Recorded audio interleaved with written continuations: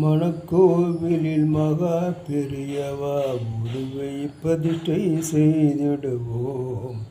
மானசீகமாய் பூஜை அனுதினமும் செய்திடுவோம்.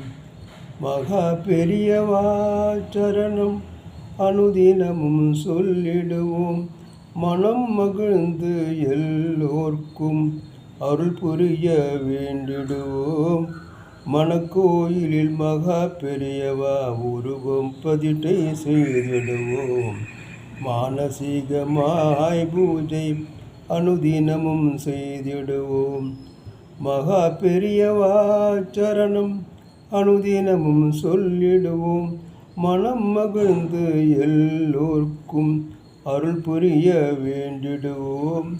மகா பெரியவா சரணம், மகா பெரியவா சரணம், மகா பெரியவா சரணம், மகா பெரியவா சரணம்.